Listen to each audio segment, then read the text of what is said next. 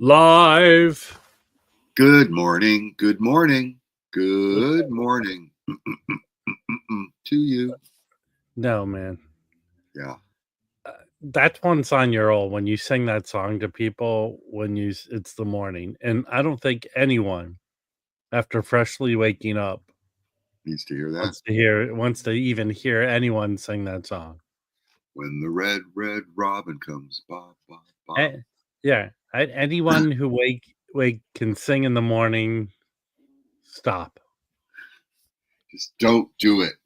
Don't. I don't want it. I don't want any singing. Dude, I have to go drop off at the post office. I have 25 packages to drop off. Wow. You're so efficient. Maybe that's why you're so tired this morning. I did a bunch on Sunday and the rest yesterday. And it doesn't take too long to box up each record. It's a gigantic stack. It's making sure I have boxes for everything. So, I don't like the way the tape makes the sound when I'm taping up a box, though. Oh, Jesus. That's so sad.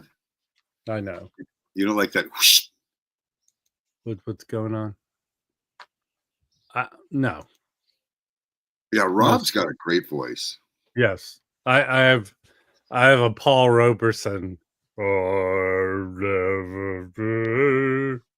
actually never heard him sing. Yeah. It went well. The auction went well. There's one dude, I thought I sold him a record, but it looks like it didn't, who's in Canada, but was questioning the shipping to Canada, which I know, from my few experiences of it going badly, it's not Canada.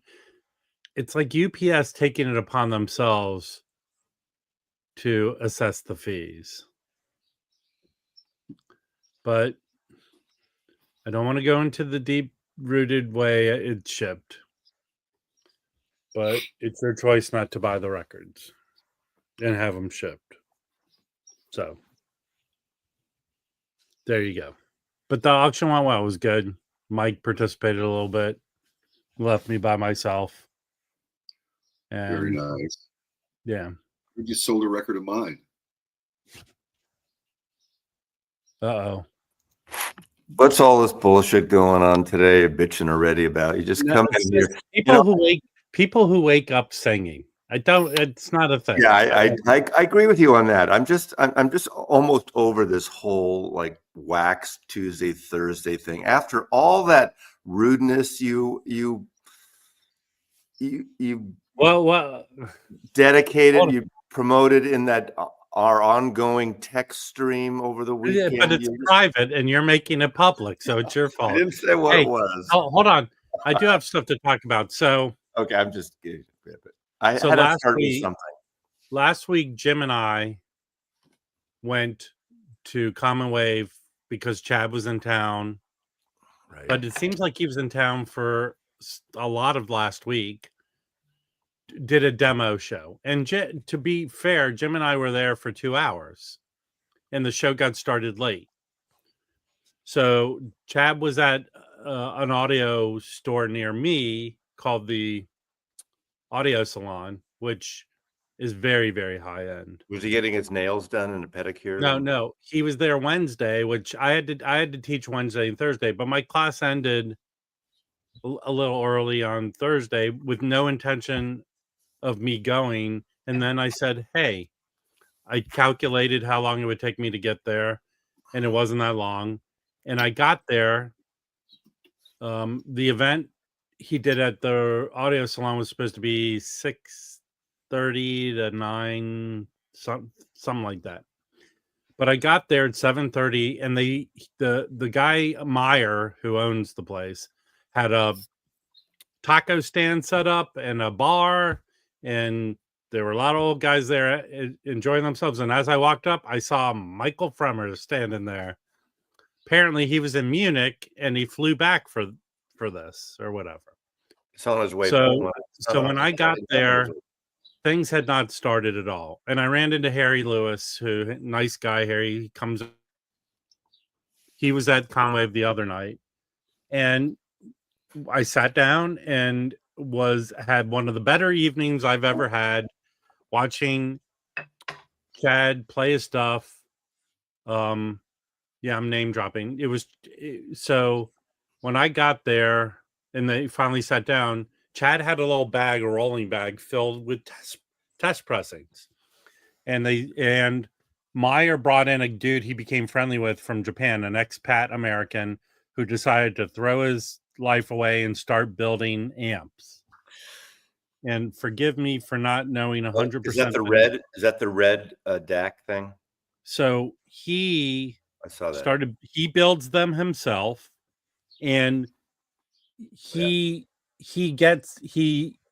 got pushback because he wanted this Japanese style wood as the case for the amp, and he got pushback. But he lives in a small town in Japan, and a local company was so into this, like their product would be seen internationally.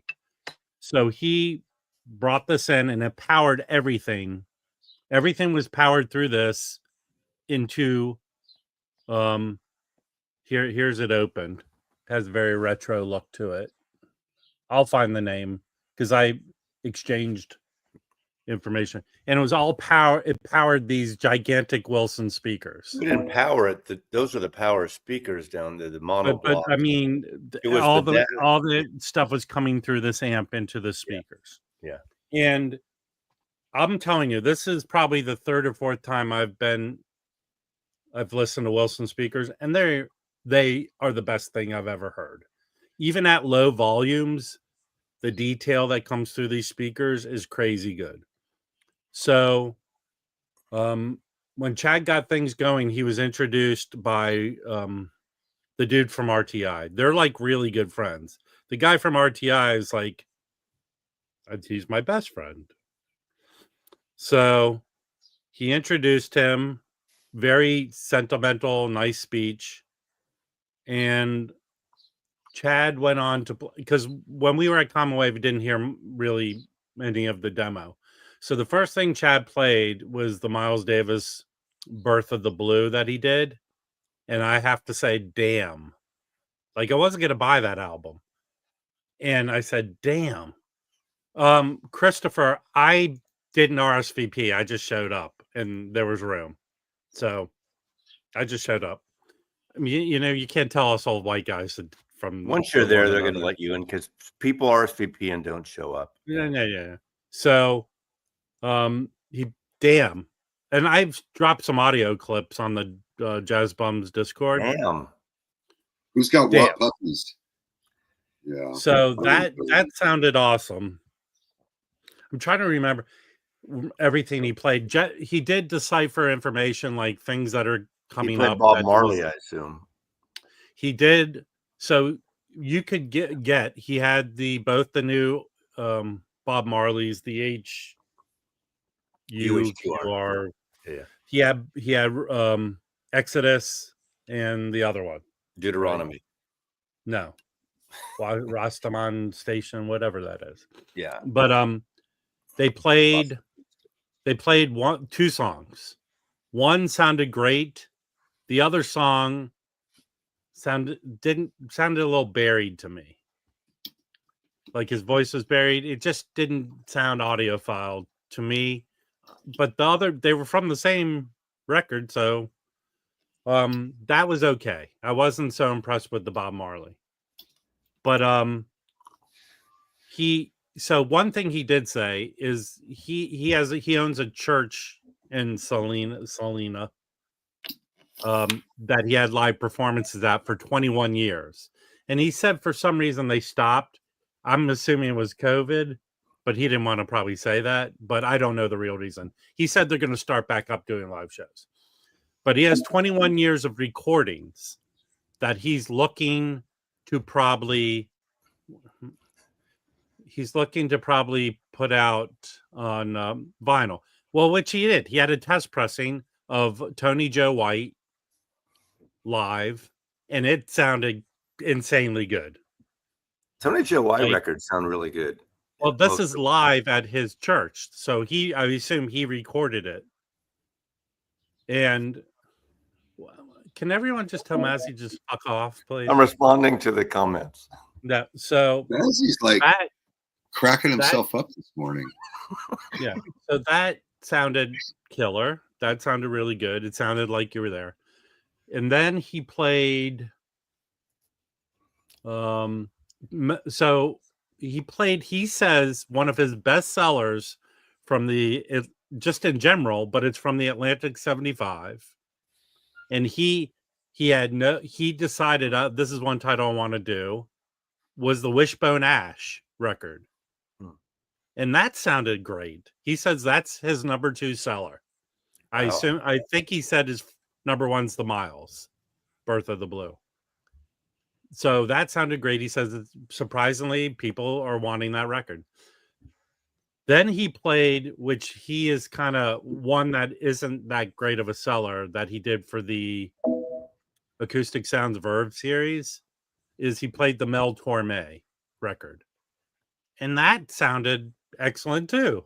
Yeah, it's like listening to all these, you go, I want to buy that. I want to buy that. That's a Verve record, right? Is that a Verve? Was that a Verve? It's a Verve record that he did as part excellent recordings. The Mel Torme on Verve are excellent. Yeah. Right. So he played that. That sounded great. You know, I will say, go ahead. Sorry. They took a break. Meyer said, well, let's take a break, go get some drink and food. But a lot of the old guys go, it's time to go home. After everyone left and we reconvene, there was like 6 or 7 of us who stayed. After party. That's where they bring out the blow and the hookers. No. So then Chad says, let's do it. And he played what I thought was the best sounding thing I heard that night. He played the Louis Armstrong King Oliver. Oh, yeah. And I'm not making a bigger deal than this than it was. It sounded like Louis Armstrong was standing there singing.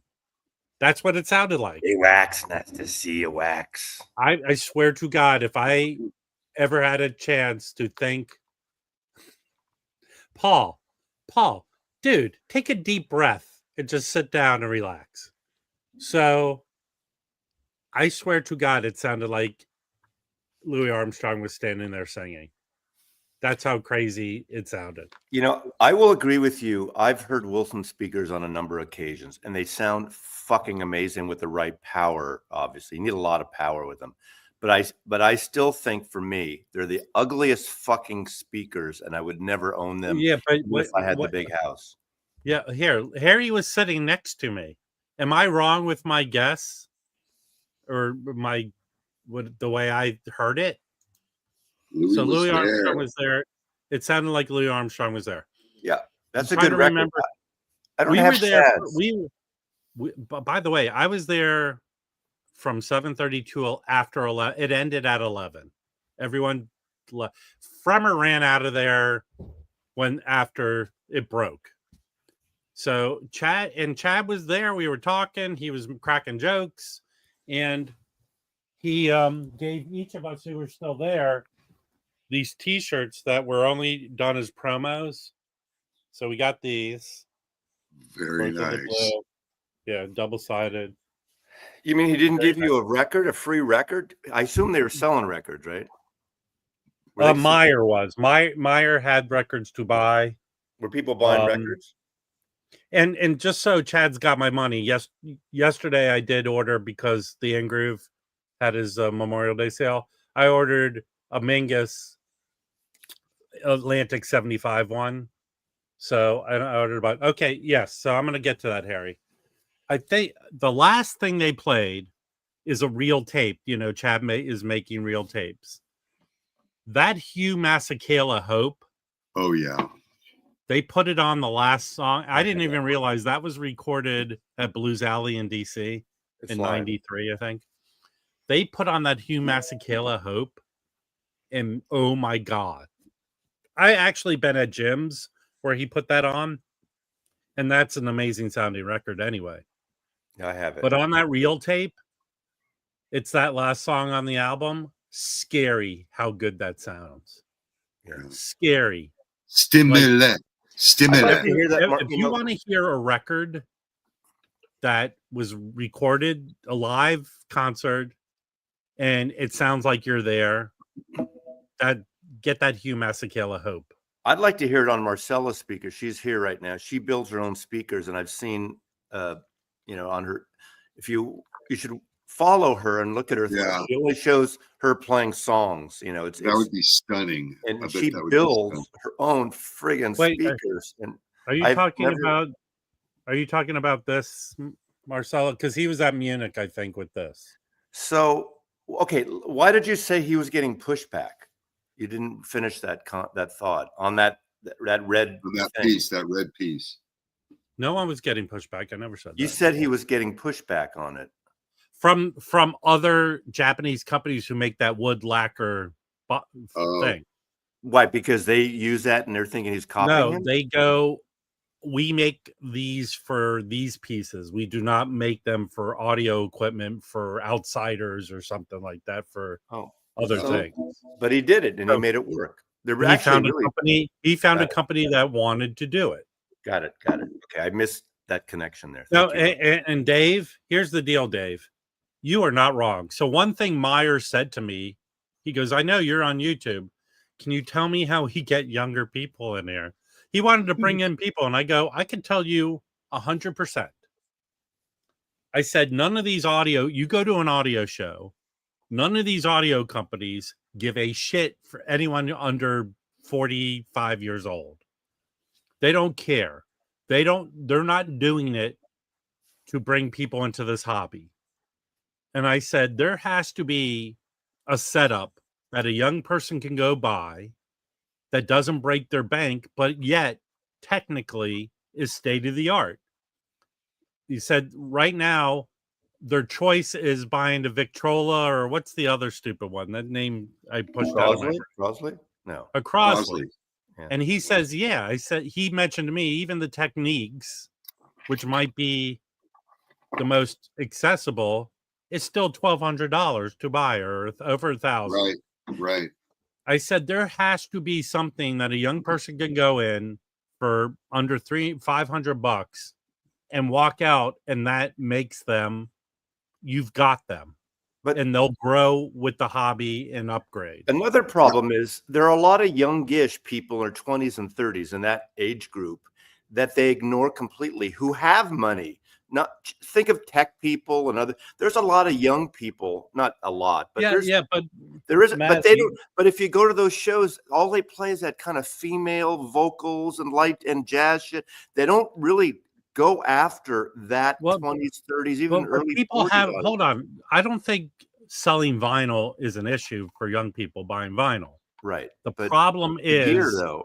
No, a guy who owns a high-end audio store is asking me. So he's not making his money selling records. He's making his money hooking people up with systems. He wants to get people into the equipment. And here's another thing. I will talk to him. Hold on. Yeah. I will talk to him, but he needs to do listening parties at his space and bring people in there to listen. With that kind of music, the music that's not just, he can play. You can play any kind of music. There are young people that have a lot of money that could afford that shit. Yeah, and maybe they don't know about it. But I bought my first stereo when I was 13 years old in 1969. It cost $500. How much is that today? Yeah, that's got to be like $2-3 grand. So Barry, hold on. Barry, bad things are happening all over the world. That incident was horrible. But let's just come here to escape the nonsense of the world. Because I live in LA. I can tell you a ton of bad, horrible things that happened in the past week here.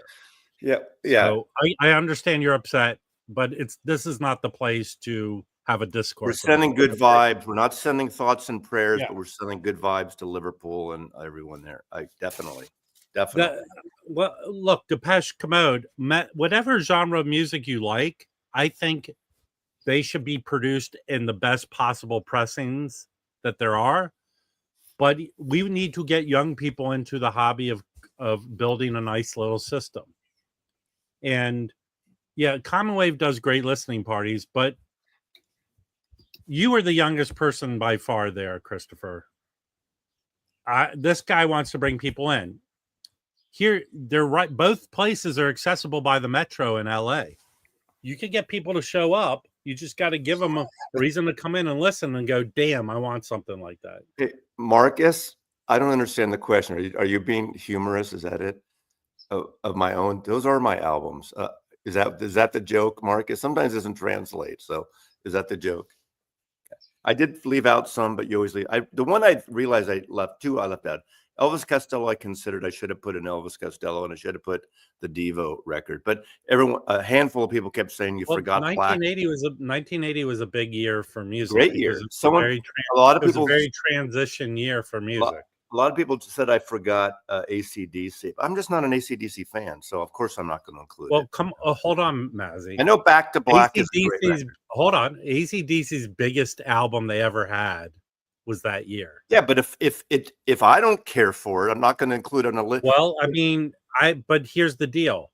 They went from to mainstream with that album. Absolutely. And I'm not arguing that. And it's a best of the genre album, definitely. It's just not my thing. So Joseph, here's the problem with Fluence. Fluence doesn't make an effort. I've never seen Fluence at an audio show. It'd be awesome if they were there. They don't have a budget. I assume they don't have a marketing budget or they don't rely on reps or stores to rep their product. If Fluence was on an audio show, that would be awesome because that's a good entry turntable to get a high quality product for a very low price. So, but they're not. That would be awesome if I went into the audio salon and they go, "What's your budget?" Which, from talking to them, I'm flabbergasted the amount of money rich people spend on their setup. Yeah. So, but Fluence doesn't make an effort. If they did, they would be the first one. That would be a good giant step forward. Well, the thing is now, but you don't see them there. A lot of that stuff's made in China. So at least in the interim, I think the Fluences they're Canadian, right? Oh, are they? Okay. Well, they're Canadian. There's also that one. We know the tariffs are going to affect these prices. Well, isn't maybe the pieces they put together might be not made there? Yeah. But wait, there's from what I understand, there's that UJet company from Boston or Massachusetts. I thought they make everything there. Yeah, that's not a horrible entry level turntable. Everybody wants everything made here, but everybody doesn't want to pay for what it would cost to make everything here. That's just the reality of today. I think Chad also was in town working on some new HQURs. The rumor I heard. That's what I heard. So we have like a PB Thal is looking for chauffeurs for the weekend. PB Thal's. No, I'm anybody's bitch. He comes here. Can you drive me around? I'll Patrick, message me where you're staying at, and I'll pick you up. Because I want to take you to that one store. Okay. Since Sunday, you're leaving Sunday afternoon. We'll make it over to where those other stores near Jim, but the South Bay stores we should check out. You're in Pasadena. Are you staying? Where are you staying? Oh, in Pasadena. He's staying in Pasadena. We'll show for you. GU. I'll pick you up. We'll figure it out. So I will say this. Great evening. The Meyer dude from the audio salon. I had a quesadilla. Awesome. And I did have a vodka and soda. Oh. Yeah, I don't drink. I don't drink a lot. Okay, I want to ask you. Can I switch a topic? I can't remember, Wax. Do you have any merch on your page here? T-shirts yet? I have not ventured into the merch. I got an email this past week, and I follow it up because I use Spring, Teespring. I don't know what it is now. Spring or Teespring, and that's what Rachel uses. A bunch of people use it, and I got a guy's been waiting over a month and a half. Paid $65 for a couple of T-shirts and a mug, and he hasn't got no response. And I wrote them, and I got a response finally in a day, and saying this whole thing. So, are anybody ordering merch, not even through me, but through Teespring, having issues? And I want to see about other options. I don't know if it's because Well, there are other companies that do the same thing as I know, Teespring. but well, I want to find other ones that are good, because what's nice about Spring or Teespring, whatever you call it, you can buy in the UK and it's done there and it's here. So you don't have to have something in America shipped to the UK and vice versa. So anyone have any good or bad that make good quality products? I got this just coincidentally, a company called Fourth Wall. It seems like another one. I don't know if that's anyway. So I'm just curious if anyone's. Why don't you reach out to Frank from 33 RPM? Seems he has. Does he do merch stuff? Yes. Oh, okay. I didn't. Okay. Yeah. I know he sells. I'm not going to sell it, Chuck. So Jim and I went to the Orange County Record Show on Sunday, and I'll show some records I picked up. But we met this dude. We met this dude from this. He has a new accessory company. I think it's new. They're the vinyl supply company. Wait, hold on. Let me see how familiar. How thick is that? Let me see the. Well, open it up. Hold on, Mazzy. Would you? Hey, Teespring. Wow. This dude's trouble. So they had a line of the brushes and your tip cleaner on your card, and they had a little package, and they were there to have a special to promote their new products. So I didn't have one of these Merces. No, this record bags, and they had an introductory price, and I said, hey, I'll talk about it on my channel, and he gave me an additional discount. So this is nice and thick. How many does it hold? Do you know? And it looks like it could probably hold about 20 records, maybe. Do you know what it retails for? Has a little bag pocket inside that zips that you can put your private stuff in. There it is inside. Has a do you know what they retail for? So it retailed for 70. I think 70. And then they were selling them at the show for 60, and he gave me additional discount. The Skeletor are the best ones. They're thicker than that. They're made in Argentina. They're about $45 to $50. The Skeletor is a way to go. That's the best bag. Selector, excuse me. Well, wait, you're not holding the bag I have. So how do you know? This looks bigger. Because bigger. First of all, it's $30 less, and it's this will hold probably 30 records. 35 records. Well, then whatever. I mean, this expands, so I don't know. You padded. It's padded. Those the other one's padded. You're just judging before you've even seen it, Mazzy. I am, but I can see the way Rob holds it. It's just Rob's terrible. Listen, Mazzy. Mazzy judges a book by its picture. I totally do. Was it contempt prior to investigation, Mazzy? But look how liberal. Tim, you held padded. It's not as padded. This is extremely padded. It's very padded. Very padded. It's like a padded padding, the better. It's the most padded thing I've ever seen in my entire life. I said to the guy, here's why I'm going to buy your product, and it looks good to me. Mazzy owns the other one, and I don't want to be like no, okay. So since you have a YouTube channel and you're going to promote it, he should have given it to you for free. Well, do they come in different colors? No, that's the base one. That's the only one they had. I think if it was a Rolling Stone edition, they could call it "She Comes in Colors." Sure. This one was free, except for it cost me $40 goddamn to park. I swear to God, worst event I ever went to was the. I've never met. You know what? Remember that episode of Seinfeld where George does the opposite and has success? Yes. Everyone should not do what Jim does. Jim goes, I'm going to go to this Discog show. And I go, well, I don't think I'm going to go to that. Dweezil Zappa was speaking there. Yeah. And you paid $80 for a drink and $40 for parking. It was the And they worst. said this And guy Fremer said they were wasn't going to have even free there, or food, Chad. free food and drinks. Yeah, there was neither. All right, calm down, Mazzy. That's your gravy train. I showed But mine. I paid for it. I bought it. I didn't get one free. No. How much are those on base? I thought they were like 70 or 80. 45 to 50. Oh, they hold 30 Well, records. let me ask you this. What do you can I see your bowling bag? $53. Sorry. Hey 53. guys, there you go. If you're interested in the one I picked up, it's this David Kim dude. They're about 50 bucks. Here's the QR code. You can go look at it. You go look at the bag. Jim and I approved. Jim didn't buy one because actually the bag probably about 17 times better than Mazzy's. But the bag is half Jim's size. Can I show you? Can I show you my original bag before that one? Make me big. Yes. Oh, here we go. Here's the joke. I can tell the joke. Oh no, it's not a joke. He's showing the bag.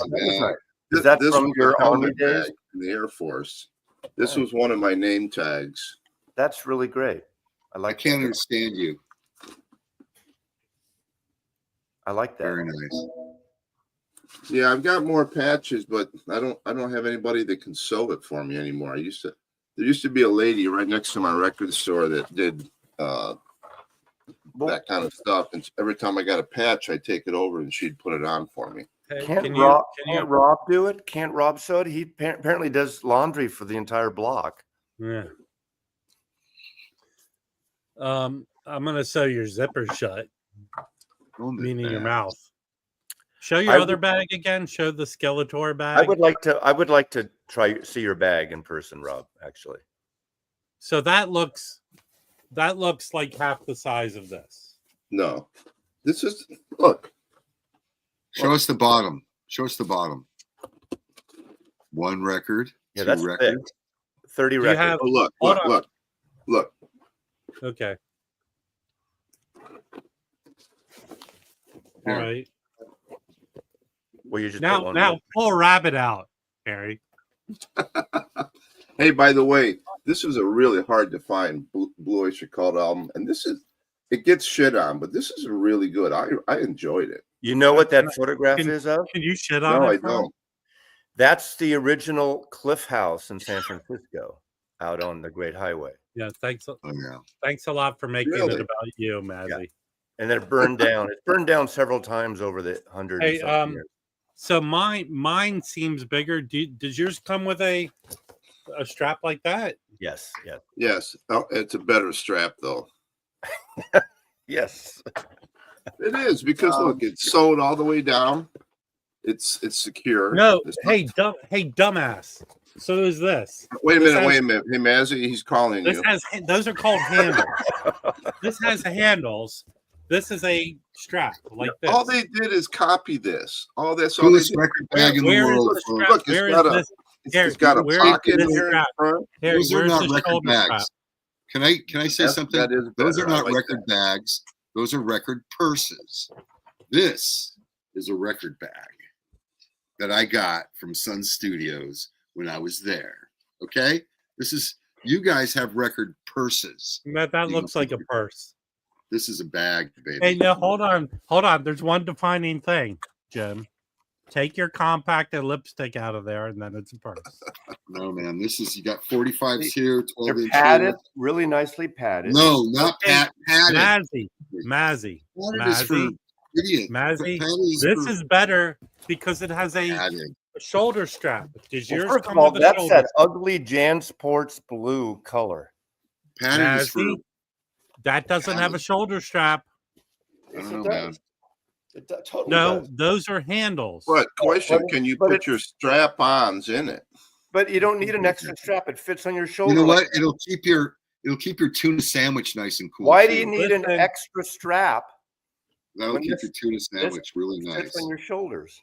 Okay. You have your lunch in there as well. Mazzy's showing how masculine his bag Now is. these are made in Argentina, which means the only problem with these yours is probably made in China. These are made in Argentina, which means you could be walking down the street and ICE will come and grab you and throw you in a fucking prison if you Plus the price is going to go way up on it.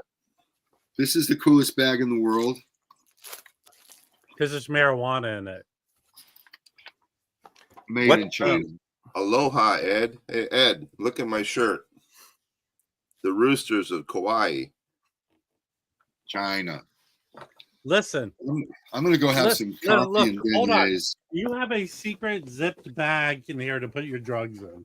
Nice. Mine Well, does. okay. We don't have that on the inside. Is that on And the you know inside? what? And Customs would never find Hey, that either. I forget. I used to be big into backpacks and stuff. This is like that bulletproof Right. Fedora material. See, This is well made. mine, see what it mine says. has a zip top. You can keep your Altoids. You can keep your chargers. You can Where do you keep your aspirin? You can keep You know. your. Hold you can on. keep- This you can has a keep pocket your in the meds. front. This has a pocket in the front. Right here. You can keep your business cards. There's a place for your Maylocks in here, Mazzy. Oh, PB Falls Sin, he's got the best record bag, huh? No, this is Better the best. than my whatchamacallit, Sun Studio, which I did get at Sun I Studio. fit my mini tripod in here too when I'm traveling. It's great. Oh yeah, Concert Buddy. There's no masculinity here. Oh, yeah, I don't. Yeah. We're too old, man. Hey, let me show records I found this weekend. You know, the worst thing is you go to a record store and you don't have bags to carry your shit in. So a record fair. So You know what? I have the canvas bags that I get free everywhere I go.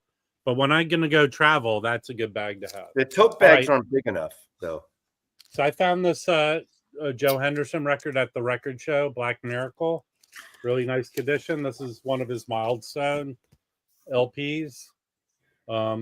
Very funky fusion record he did. Very good. And everything I got was at a good price. All right, what else did I get there? This is a record actually I've been looking for, and I found it. This is a kick-ass record. Grant Green, His Majesty King Funk. This is the only record he did for Verve. And this is the mono. They did it in stereo mono. This is a Van Gelder. And it kicks ass. Kick-ass lineup. Harold Vick's on there. Larry Young. Candido. This is not an easy to find record. In fact, I'll say how I talked the guy down. I got it for $35. I went over to Atomic.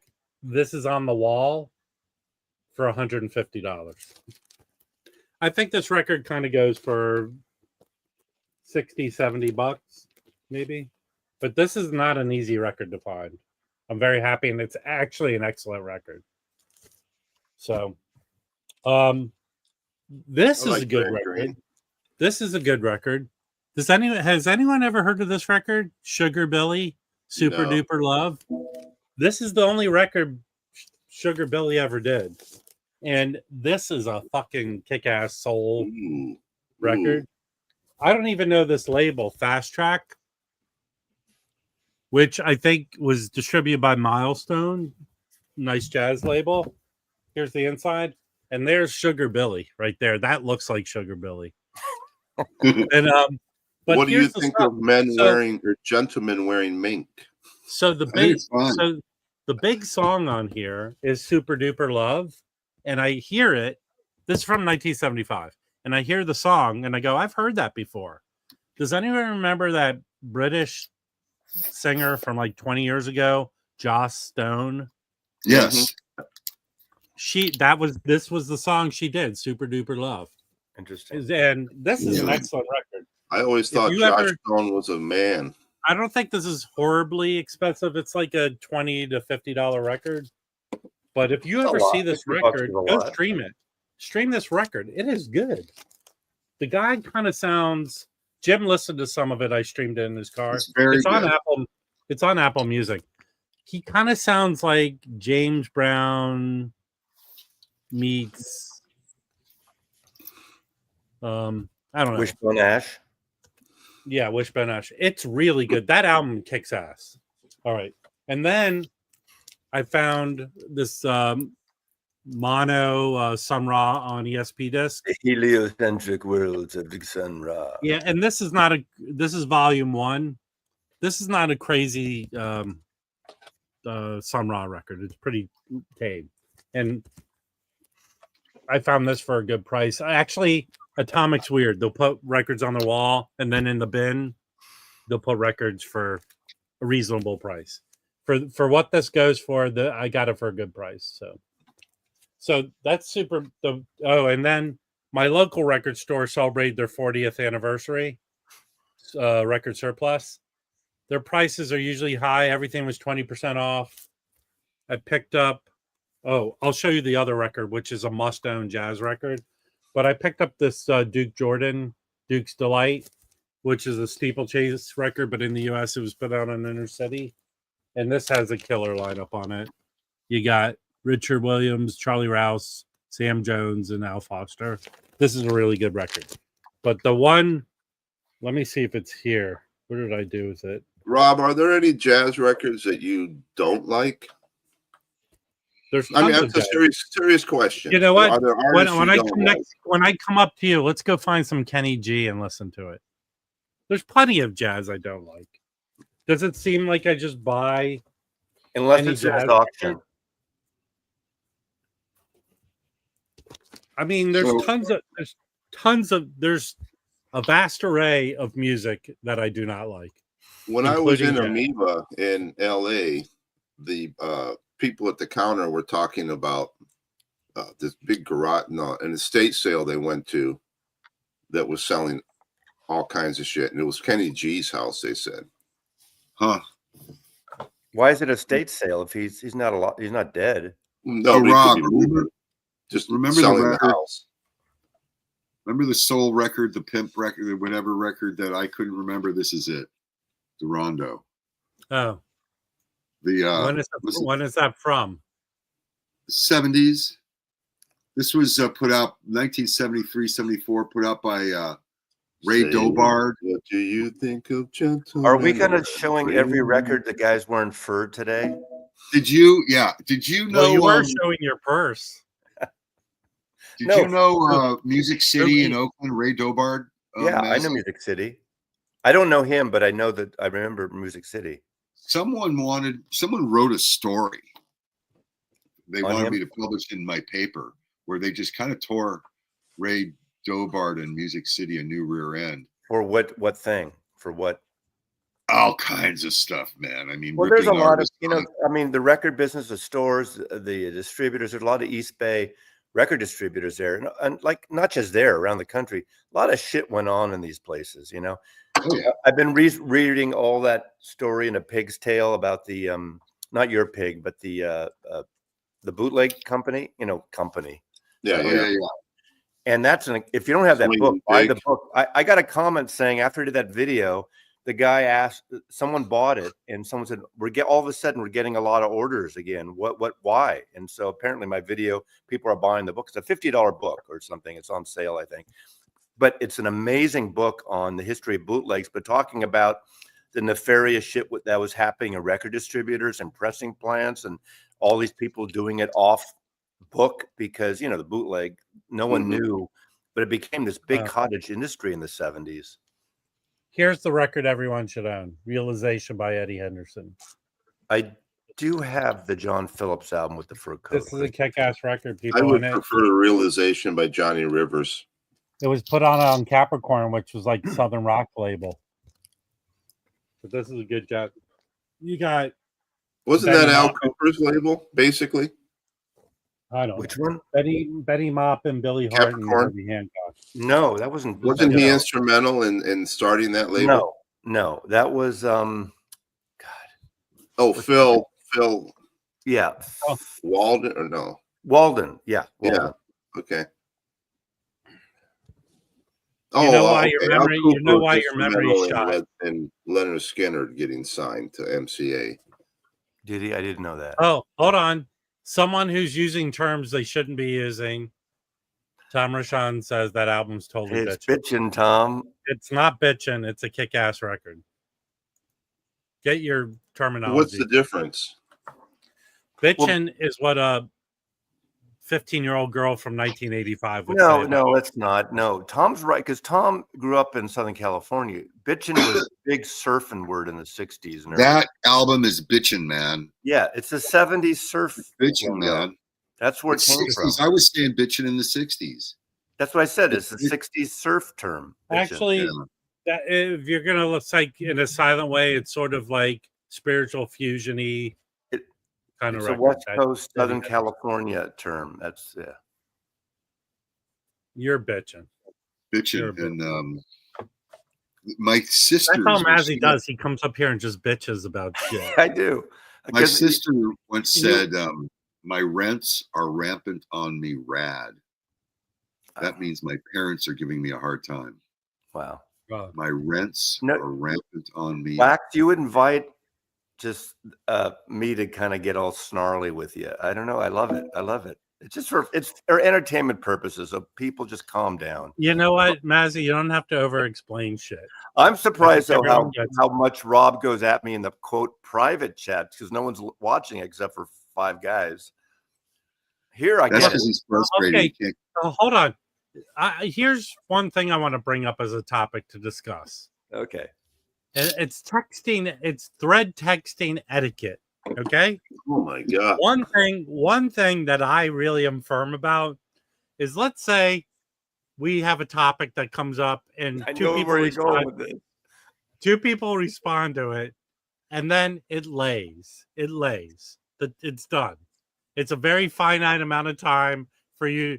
Then There's a cutoff. 3 or 4 hours later, someone responds to that little blur. We won't mention any names. And no one has any idea what they're responding to. And it's about a day later. Here's the deal.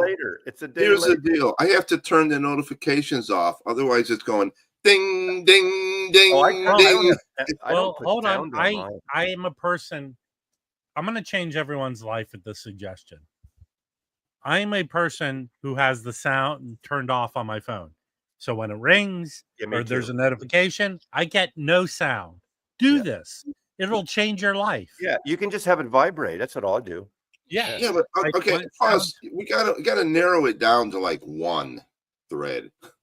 Why do we have 5? You know, why do we have 6 threads?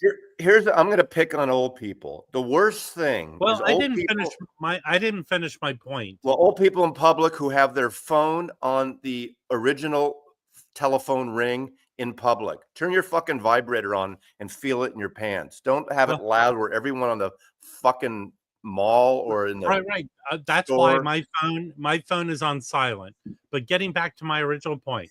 So we have someone goes, how about that, blah, blah, blah. And other people go, blah, blah, blah, blah, blah, blah. It ends. It's a very finite amount of time. You're not allowed to bring up that topic or respond back to it after 30 minutes. 20 minutes. I'll give it 30. I'll give it 30. After that, no one knows. We're old. We forget. We don't know what the fuck you're talking about. Okay. Now wait a minute. Okay. There's a thing where you can go back to the comment and touch it, and then respond to that comment back there. Okay. And it connects it to Magic, it. call me. I want to see if anybody recognizes you're creating too much information for an old brain to work properly. Yeah, sorry. Never mind. Now, tell me if you know what my ringtone is. Magic's gonna call. Are you gonna get my stream taken down for copyright strike? I don't know. Just tell us what it is, Harry. We're smart people. We can probably get it.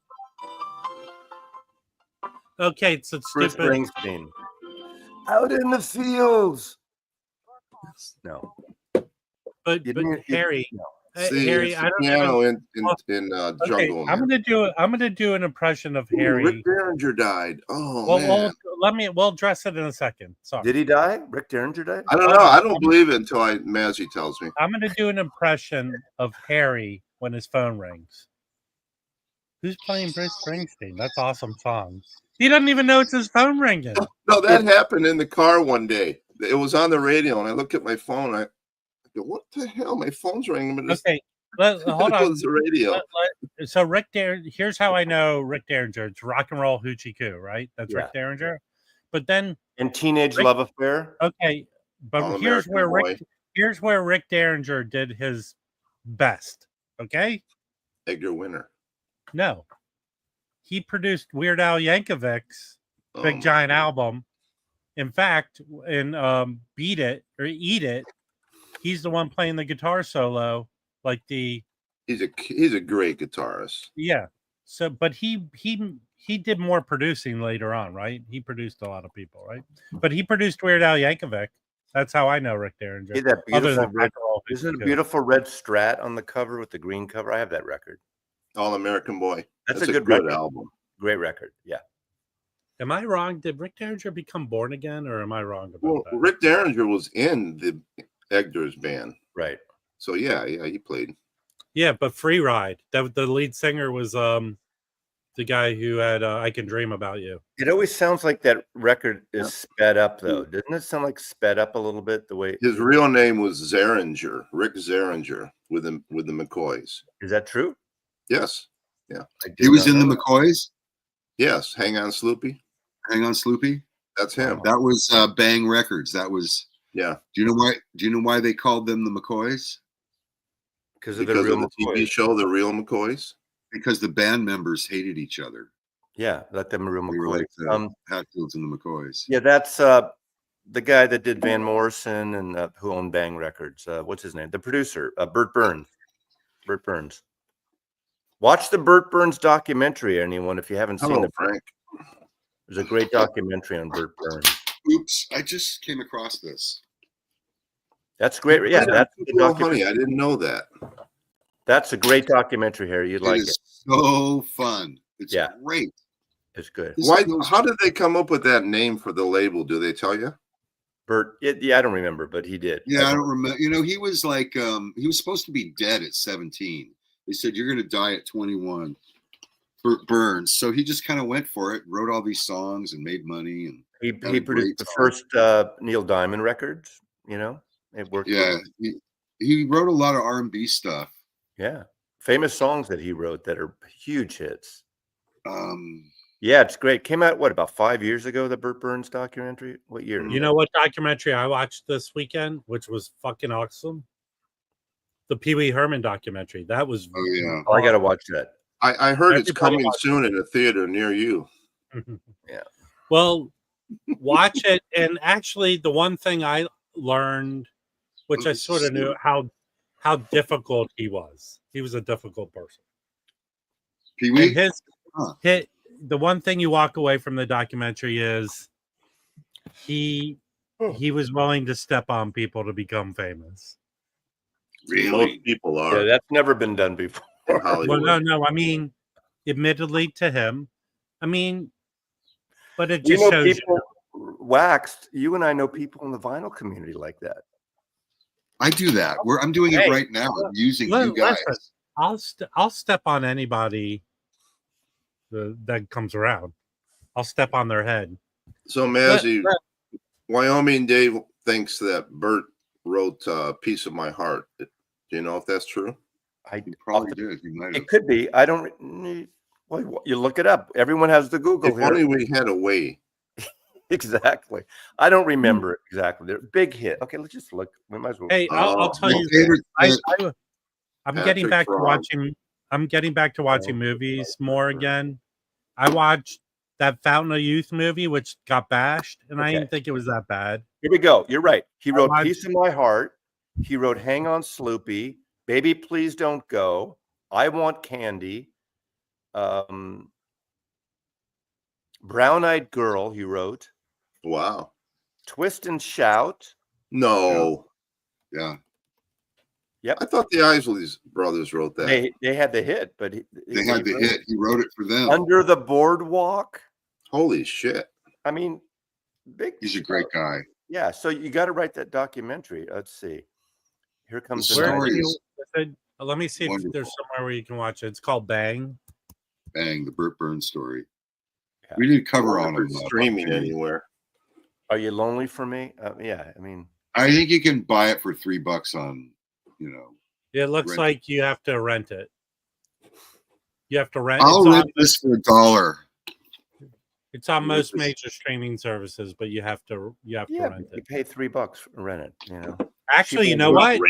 Hold on. Someone put it on YouTube. Hold on. It's on. Is it on YouTube? I'm not old enough. Hold on. No, it's on IMDb. Is that free? No, this is weird. IMDb is putting Support an age. creators. Pay No, $3. it's putting an age request, and it won't let you. Okay, I'll send a link right now. You can watch it on IMDb for free. Maybe watch it. Yeah. You know, let me say something about Wyoming Dave. That guy's got some pretty deep knowledge of music. Yeah, he comes up with some stuff that surprises me now and then. All right, there's a link.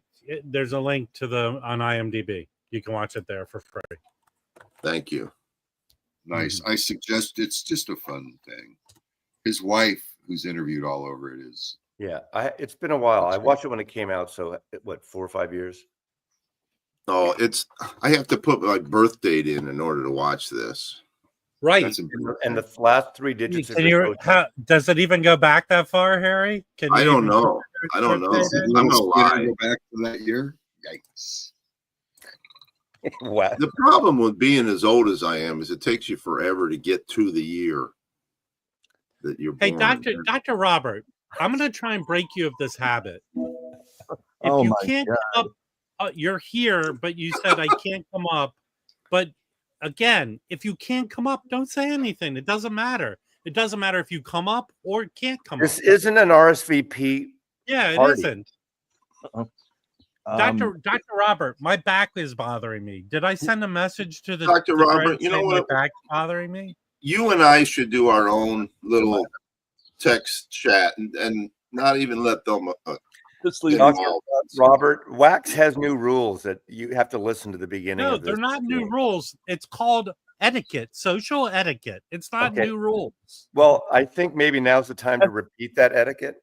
I'm going to say it does seem ironic that we're learning etiquette from you, Waxed. I got to say it. That's the best thing is that. Now, see, Dr. Robert, I welcome your sass, but here's the deal. If someone, let's just say I put on the thread, hey, I like tuna fish sandwiches. And then Mazzy goes, you're a horrible person. Tuna fish is for the poor. Within that short span, the whole thing was communicated and ends. 3 hours later to respond to it, no, it doesn't work. 3 hours later, when we're discussing something completely different, we're in the middle of some deep discussion. But we don't all have time to just sit around all day and chat. Then you move into the other conversation. Then you join with the next conversation. What's the deal with like 3 different threads? Wow. No, I didn't. That part I don't understand. How the fuck did that happen? That I don't understand. Listen, I did get an autograph this week. Can I show it? I thought any comments about assholes were always welcome. I thought so. So I went to the big garage sale in Packwood, which the entire town is a garage sale. It wore me out. I walked 5 miles. Now, hold on. That seems like it's the only thing that should go on in Packwood. You're right. I'll tell you what, I wore a shirt that said Gulf of Mexico, and I got some pretty mean stares. I got some comments because I was in the belly of the beast there. But anyways, I bought a used record for $10. It's a radio special. It's a 4-album radio special that Dick Clark did, but he signed it. Oh, nice. Oh. Yeah. How do you know that's Dick Clark's autograph? I have news for you. Fake a Dick Clark autograph. If he signed it this weekend, it wasn't him, Matt. It's legit. If he signed it this weekend, it was not him. No. When this is from 1990. Yeah, I have one of those. He was still, I don't think he was alive then either. Yes. Wait. Hold on. He had to be. He's on the record. How far away is this town from you, Harry? Packwood is like a 2-hour drive. You drove 2 hours, and the only thing you got was that stupid ass record. No. I bought. Watch his video. I bought 60 records from one guy. For how much? 60 records. He said they're $5 to $15 a piece, and some of them are more. Really? As I'm flipping through, he says, "Give me $200 for all of them." So I did. Came out to a little over $3 a record. Yeah, not bad. Nice. And it's almost Any every gems? Blue Oyster Cult. And nice Blue Oyster Cult collection. Yeah. And some I other stuff. have a along those lines. I have a short sleeve suit in the closet. Hey, Sticker Mania says that's legitimate, Harry. Yeah, I hey, looked Sticker it up. Mania, I got a question Harry, for you. Harry, how many people in the town were selling records? You know, in the past, there used to be a lot of records there. In the last couple of years, it's turned out it's more like an Etsy thing where people are making their own stuff and putting up pop tents and trying to sell it. I only found like 4 people that were selling records. Some of them, the prices were just ridiculous. I didn't even look. But the days of going to these places and finding records cheap are pretty much over. Well, you scored that You box. do a record, they go, "Oh, records are coming back," I hear. So, I mean, everybody knows. Everybody raises their prices. Hey, I have a question for Sticker Mania. We were talking earlier. Sticker Mania, do you have a spring T-shirt merch thing on your channel where you sell through them? And if so, are you having issues? I've had a couple of buyers reach out to me saying they haven't got what they purchased over a month or more. Let me know in the comments. Someone Well, mentioned everyone is talking about their celebrity sightings. Hold on. There's signings. You got to leave these people alone. You don't ask them anything. You very make them cool. That's a cool one because she's not out there. So Today's that's world, Yeah, I like people it. don't ask for autographs; they ask for selfies. Sticker Mania does not have Yeah, a merch. that's Someone posted fake news earlier in the chat. Hold on. Now. Ask Rachel. Hold on. Rachel has one. I will. Hold on. Here, But does Mr. anyone buy her Sticker shit? Mania, hold on. Mr. Sticker Mania is not a big sellout like you are, Mazzy. He does not have merch. No, not quite. Not quite. Okay, if you don't know Blue Oyster Cult, you definitely need this record. You definitely need this record. Well, wait. Is that what Really? you got at the thing? Is that what you No, got no, at the thing? no. These Those I are already Speaker's had. Corner. Those are not. Yeah, those are brand new. Yeah, I know, but you want get the first 3 albums at least. Right. They're called the black and white albums. And then the other one I've got is up there, right there, and that one is signed by Buck Dharma. Cool. I saw a private quote showing of the soft white underbelly at a small club in San Francisco. And you know how they got that name? Soft white underbelly? Yeah, I don't remember. No. it was as a result of Winston Churchill saying something about some country in Europe had a soft white belly. Or a Soft soft white underbelly. underbelly. Soft underbelly. Yeah. Interesting. I really like Blue Oyster Cult, but I have to say the only thing that bothers me about their stuff is they never used enough cowbell. They're Sorry. playing at the Puyallup Fair Yeah, with Bachman Turner Overdrive as a double bill. I've got to go see that show. Wow. That You know sounds good. who's on social media is Bachman's daughter, kind of talking about her life and stuff. So, Harry, so apparently then, based on your interest in buying records, this Friday they're announcing the 2 Rhino Hi-Fi records, which I can't say what they are yet. I'm not going to, but one of them you can buy and one of them you can't buy because it's from the 90s. So just want to let you know. Okay. Thank you. I'll save some money. Okay, exactly. So I did talking about Mazzy, you should look into that though. Blue Oyster Cult, Bachman Turner, and Hey, hey. Fair. Where? When is Hold on. that? It's I think August. Can I Oh, coin a or new maybe phrase September. for everyone? Can I coin a new live stream phrase? It's called reading the room, inappropriate segue. Dr. Robert, it's for you, man. It's for your, you. your demand to show a record when No, the it room actually- is not ready for it. It So, actually- can we talk about record bags now? Yeah.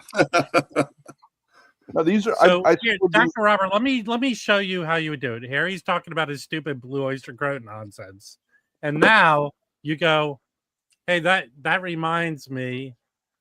I went out too, Harry, to blah blah blah, and I picked up some records, and then the host will go, hey, Dr. Robert, Why don't you show us what you picked up? You get no respect, Doc, from Rob. All of that, and let me show you this. And it's a great story. I was walking on the street past an antique store, and my daughter was with me, and they had a sign in the window that looked like it was for sale that said "No parking except for Bob." And so I'm like, well, yeah, I'm going to buy that. So I go in. That wasn't there. That wasn't for sale because Bob was the prior owner, and his widow was running the store now, and his son was in there. So, but what I did get is I got this whole series of these. These are Pablo records, which I had never bought Pablo records, but I know it's something that you're kind of a fan of, Wax. And these are they're well, those records in particular, yeah, are Norman Granz brought those titles with him. Yeah. How much do they cost, Bob? Those are reissues. Well, that was what I was going to get to. So she had those records right there, the Art Tatum ones, they're like $5 records. Yeah, I know they're not anything that extraordinary. But there is one that Chad reissued because it sounds excellent. It's with Art Tatum and Ben Webster. And that record's awesome. I just thought it was cool. There was a set of 5 of them there from this collection, and she had them priced at about $8 a piece. And I said, they're really only worth about $2 a piece, and she said that's fine, and so I got them all for $2 each. So that's the story. It's a negotiation. You know what? And it fits. So you made it about yourself because you think a sign that says Bob. By the way, I'm allergic to Bob, but I could be called Bob because I'm a Robert. Yeah, you're a Rob. You're a Robert. I would never make the assumption. I would never, ever in a million years make the assumption that a sign says parking for Bob is for me. Well, it's just fun to have. I wanted to have it at my house, but it wasn't for sale. So I actually already have one of those signs. I used to have one that said no parking except for Bob's wife, and then somehow it got blown down and disappeared. But Chuck T, are you being funny? Chuck T, refresh your browser. I think he's being funny. I want to respond since I know we're not off the documentaries, but since I just responded to Chuck, I do have a question. Is that zombie? Hey, by the way, Dr. Robert, that is a tolerable segue. What is the documentary on the zombies out now? Is it somewhere? I heard Colin has issues with his voice or something, and he's not touring. He's been touring solo. Is the documentary available? Is it posted anywhere now? And he had one of the best voices in rock, I thought. Yeah. But he's been touring solo for a while too. A solo record he did. On and Columbia. they even was it the Light in the Attic one? Someone did the expanded. No. Sundays. I have it. Sundays. That's excellent with the extra stuff or the other mix, or whatever. Yeah, it's excellent. Yeah, Sundays. Thank you, Rob. Thank you for follow him on social media. He has a band. He was touring the U.S. this past year. Now, 5 years ago, they put out that Zombies box of the first 5 albums. I have a signed copy I got in person of all the members that are living, which is 5 of them. They signed the cover of the box. So I have the box, but I didn't bring in 12 Zombies records to have signed. It was just one box with 5 records in it. And the Zombies were pretty much 2 guys, right? Arjun and the singer. Yeah, and Blunstone. Yeah, Colin Blunstone. Well, no, they were. I mean, that's what people know. But they were the 2 together. Didn't Arjun write most of the songs? Well, that's like saying, is Ringo part of the Beatles? No. Arjun wrote the songs. Ringo did not. Hey, Chuck's being kind of funny in a weird way right now. I mean, no, but my point is, you're saying there was only 2 guys that really mattered in the Zombies, but the others were there the whole time. Okay, hold on. Okay, name the other members of Blue Oyster Cult other than Buck Dharma. Okay, shut up, Harry. I can tell you, Perlman was their manager, wrote a lot of their songs. God, I should know this because I did know it, but I'm old. I'll go see. Ask me who the members of Chicago are. I could tell you. Patti Smith wrote lyrics for a couple of their songs. Yeah, and Buck Dharma wasn't even his real name. Perlman gave everybody sci-fi names in the band. All I'm saying, there's 2 Bouchards. There was 2 Bouchards. They were brothers. Yeah. You know the trombone player on the first two Blood, Sweat, and Tears records? No, I do. I used to know. Who's your I forgot- chiropractor? He's my chiropractor. What's his name again? Okay, Buck Dharma, Eric Bloom, Bouchard, and Alan Lanier. What are you looking at, dude? Stop. It's supposed to stick in your brain, not on a album. That's why I make the stickers that I do. I bought they're a perfectly fine on the back cover, not covering the artwork on the front. I've never heard anybody suggest that. You know, I did finally get. It was in a text thread. Was it? Here's one here. Here's an old record that Harry can buy that has been newly put out. It did come out a few years ago, but it sold out pretty quickly on vinyl, and they just reissued it. And I just got it over the weekend, and it's better than the original. It is Chicago 2, the Steven Wilson mix. I have that. Oh, it's so good. Very good. It beats out the original. Do not buy the 50th anniversary edition that came out on gold vinyl, though. That is horrible. I couldn't even listen to it. It's pressed so bad. I've never collected much Chicago, but I was listening. Somebody had it on in a record store the other day, and I actually did. Well, the first record, if you have to, the first record is essential. After that, the first 7 records for me. No. Well, so you know, I do have a comment about Chicago. If we can make that transition. Yes, that's perfect. So they're the only band I know that has 2 songs, one of which the title of one is the answer to the question from the title of the other. And the first song is, does anybody really know what time it is? That one, 25.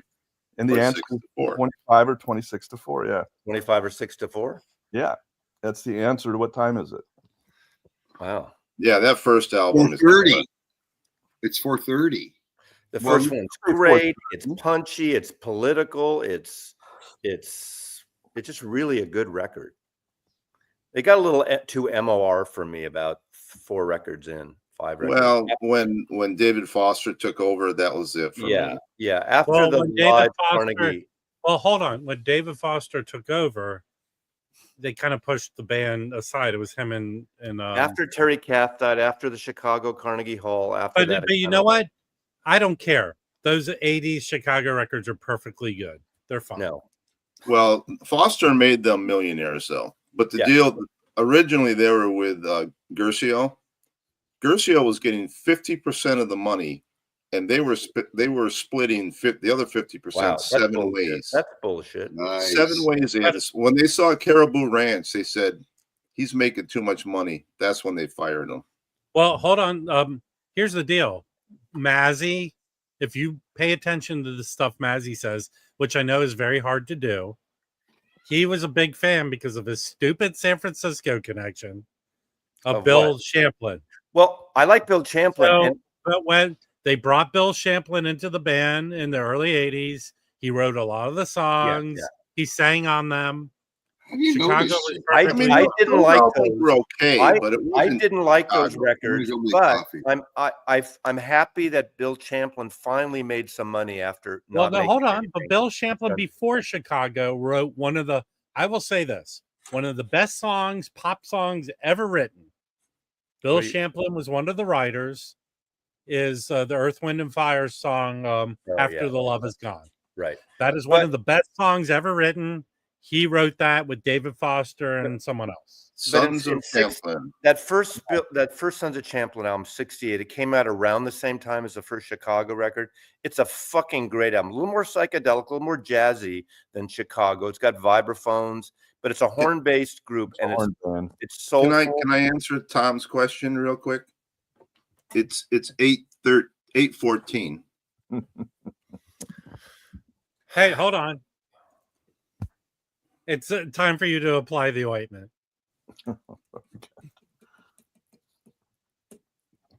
Yeah. So Blood, Sweat, and Tears were around that same time, right? And another kind of horn. Well, the first Blood, Sweat, and Tears a little earlier, I think. 67, the one with Al Cooper. Yeah. And then that's 68, the best, 69. That's the best Blood, Sweat, and Tears right there. Yeah. But Al Cooper pulled back. People didn't like. I mean, I liked his singing. People didn't like his singing. Well, they So kicked him out. my- They didn't want him in the band. It was his band. Right. my buddy Brad Omnivore put out the soundtrack to that Blood, Sweat, and Tears documentary. I sent copy to Harry. You did. Thank you. That documentary is excellent. It's directed by the dude who did the John Lennon document. He directed a ton of excellent music documentaries. I didn't The see John Lennon one. So watch that documentary. It's really good. What happened? It really is what destroyed Blood, Sweat, and Tears. Can we give Okay, rules to the David, peanut well- gallery too? Rob, am I allowed? What rules do you want to apply? Well, to the Stephen people? McElwain said, I bought a copy from AmVet for $3. A copy of what? We've been talking about Blood, Sweat, and Tears, Chicago, Sons of Champlin. You have to specify what you're referring to. Is that a good rule? I don't know what AmVets even is. Well, I mean, A thrift store. yeah, no, actually, this has been a long-standing rule with me, Mazzy, on every stream I've ever been on. You are allowed to read your comment before you hit post or send or whatever. So if your comment doesn't make sense, make it make sense. Yeah. Okay. Like, here's a perfect example. Not Chuck T, but maybe. It's really this dude right here. Like, what holding what up? Well, Chris is being funny. I see. That was good. That was good, Chris. Well, hold on. So Anarchy in the here's Peanut the Gallery. here's the problem with this Thank you, record. Stephen. Here's the problem with the Blood, Sweat, and Tears record that is their best record. It was a popular record, so often when you find it, it's beaten to shit. I got lucky and actually found a almost brand new copy of it, like never played. For their second album. Is it the set? Well, yeah, because Yeah. The one with You've Made big Me one. So Very Happy. because The big one's the Oh, second. Blood, what's his name? The lead singer was not on David their first Clayton album. Thomas. Right? David Clayton Thomas. He first joined one. later. It's the one. It's their big hit album that had the Yeah. best songs. Yeah, Smiling You've Made Me Faces. So Very Happy. Blood, Sweat, and Tears Yeah. second And the album. Laura Nero song. So and- that yeah. second album, you can find it all day long, but they're And it's that's called- a good record too. Yeah, a lot of those. Another one that's like that is Marvin Gaye. Let's Get It On. You cannot find a copy that hasn't been. it's barely passable as a Yeah, comment. but Kevin Gray, about 3-4 years ago, did the best sounding version of it. The reissue he did. Remember that one? It was a while coming out. There was two. Remember there was two versions of it. It came out here, and then in America, it's had some other guy mix it or master it, and it wasn't as good. And it was really a puzzling. Yeah. Why they did that, and you could only get the Kevin Gray one sounds better than the original. So that's the one. If you wanted the music, the best sounding music, that's the one. That's one of those few examples where the reissue is better. Now But- this is an ORG pressing. Is that the one then? Yeah, this is the one you're talking about. That Yeah. blew Kevin them You up. know what's actually pretty good is the MoFi of that, which This I'm not a is a one super step. disc. The only one step I have of MoFi is that. Hey, Joseph, what are you talking about? See This is again. an OG. Yeah, right. The UK one is not Kevin Gray. That was the puzzling thing. Why So did wait. they do another So- cut? All right, this wasn't an invitation to show up every single Blood, Sweat, and Tears record. Yeah, that's Why? Why do you have Faultless multiple? Father to the Man. There you go. Because I love this album. This is such a good record. Yeah. That's the first one or the third Yeah, one? that's the first Yeah. one with Al Cooper. And this is an OG here. You know what they need to do? A good version. I can't find. I think Speaker's Corner did it, and I can't find it. The first Electric Flag record. I have a very early Columbia pressing of it, and the sound is terrible. And that first Electric Flag out with Bloomfield, and Right. it's just good music. But they need to redo that one. That would be a good one for Chad to do or MoFi to do. When here's one suggestion I'm going to tell you. When you meet Chad, don't tell him an album he should redo because he'll go, "Do you know how hard it is to?" That's how he talks. Did you guys? Wext, I thought you were a lot shorter. I thought you were as short as Mazzy. People think I'm taller than I look in person. Or I'm that not done yet. That was just the first group. And then I still have this one. That's actually a pretty good version of it. This is like a greatest hits, but it's a promo. Nice. Cool. This is a really good record. Yeah, I don't have that That's one. the third one, right? Yeah, Blood, Sweat, and Tears. No, this is 4. Oh, 4. Okay. This is 3 here. I got off the boat after 3. I was disappointed in 3 when it came out. And then these last 2 that I'm going to show without David Clayton Thomas, these are really solid records. These are very, very good if you just give them the time to listen. Did they get a new singer? I don't remember. I didn't follow. Yeah, I can't. Well, it's not a new singer. It's just somebody that was in the band, I think. Let's see. Jerry Fisher. I think they got Jerry Fisher as a new singer. They got a Jewish singer. Huh? So No Sweat and New Blood. If you're a fan of Blood, Sweat, and Tears at all, I recommend those 2 records. I'm realizing horn bands just aren't really my thing. I mean, all of those bands. Remember Chicago, Chase? Like the Buckinghams out of Chicago. The first Chase album. Remember Chase? That first album. Hey, Yeah. have you ever, Dr. Robert? Have you ever gotten into '90s kind of like Real Big Fish? Go listen to Real Big Fish. Awesome. Like those '90s California, Orange County ska bands. Like kind of pop. Like No Doubt came out of that. But one of my favorite bands, I don't talk about this, is Real Big Fish. Real Big Fish is fucking awesome. You don't know Real Big Fish? Go listen to Real Big Fish. Well, I'll look for it. Didn't they later became known as Bluefin Tuna? Real Big Fish.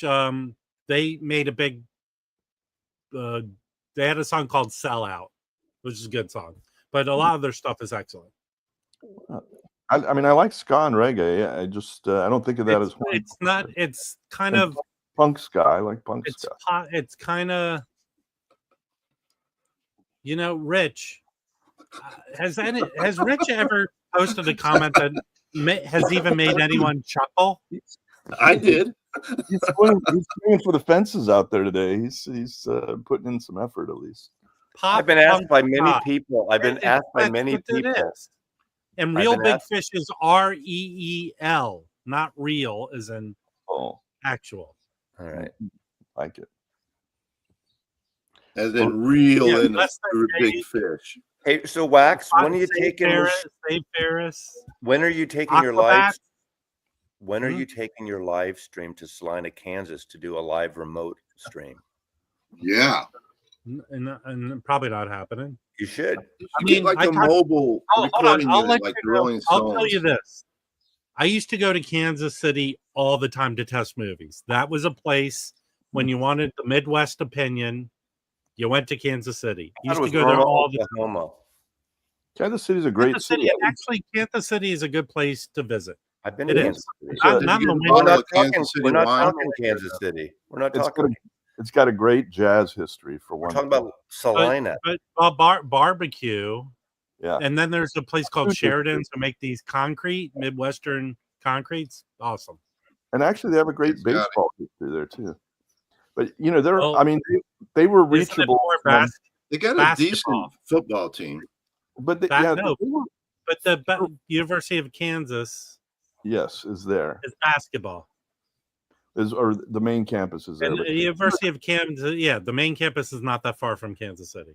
But here's one thing I didn't understand is how much the Missouri people hate the Kansas people. They just hate them with a vengeance.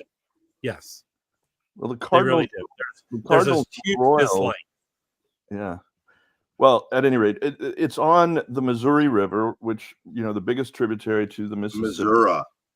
There you go. So it is reachable from New Orleans without leaving water. So that's also why St. Louis prospered. So I can tell you that there's an area, Chance, you can tell me, there's an area in downtown Kansas City that's really affluent, not gorgeous and big homes. It goes back to the Civil War. They hate each other bad. But it seems like the more upscale part is Kansas City. The upscale part is Kansas. And Missouri part. But most of the downtown is in Missouri, right? Am I right about that? Yeah, I think that's right. Kansas City, Missouri. Yeah, I think that's right. So Olathe. I used to be in Olathe all the time. That sounds like a medical procedure. Yeah. And then Don't start, Harry.